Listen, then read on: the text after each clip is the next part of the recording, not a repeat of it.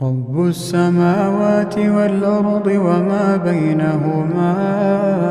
فاعبده واصطبر لعبادته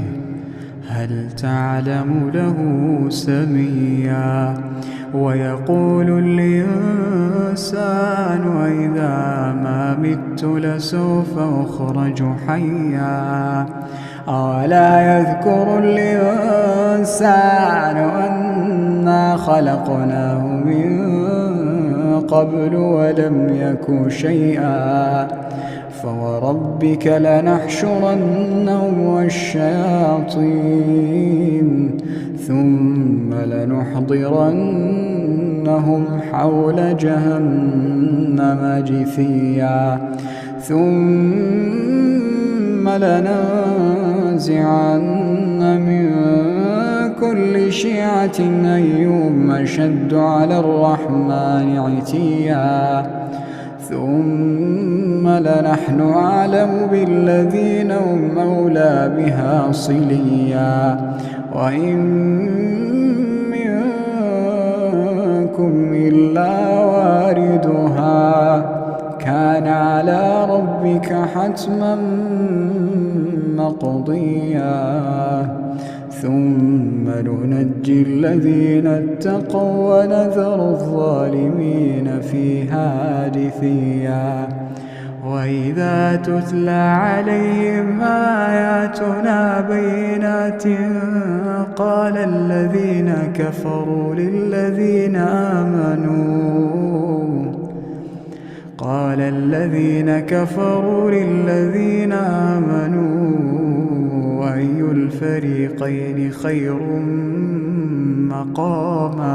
أي الفريقين خير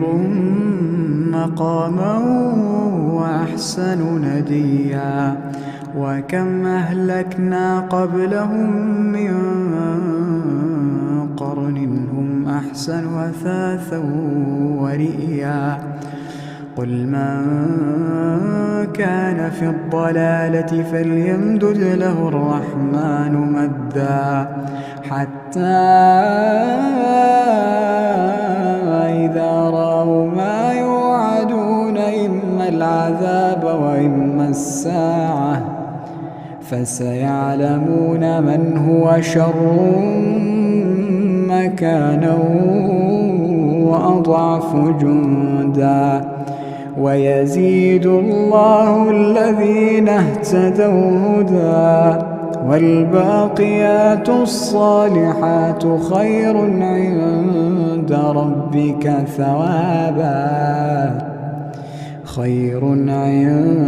ربك ثوابا وخير مردا أفرأيت الذي كفر بآياتنا وقال لأوتين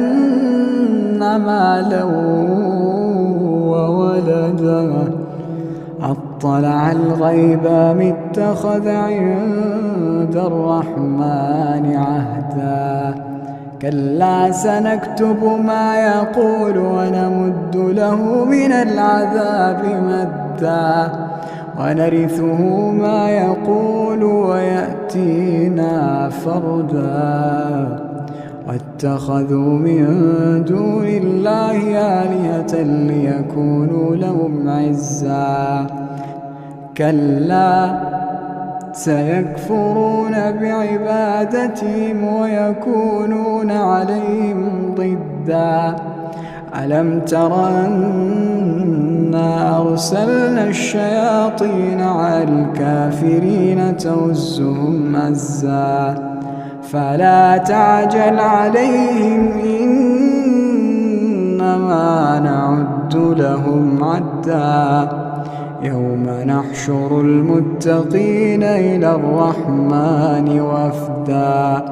ونسوق المجرمين إلى جهنم وردا لا يملكون الشفاعة إلا من اتخذ عند الرحمن عهدا وقالوا اتخذ الرحمن ولدا لقد جئتم شيئا إدا تكاد السماوات يتفطرن منه وتنشق الأرض وتخر الجبال هدا أن دعوا للرحمن ولدا وما ينبغي للرحمن أن يتخذ ولدا إن كل من في السماوات والأرض إلا آتي الرحمن عبدا لقد أحصاهم وعدهم عدا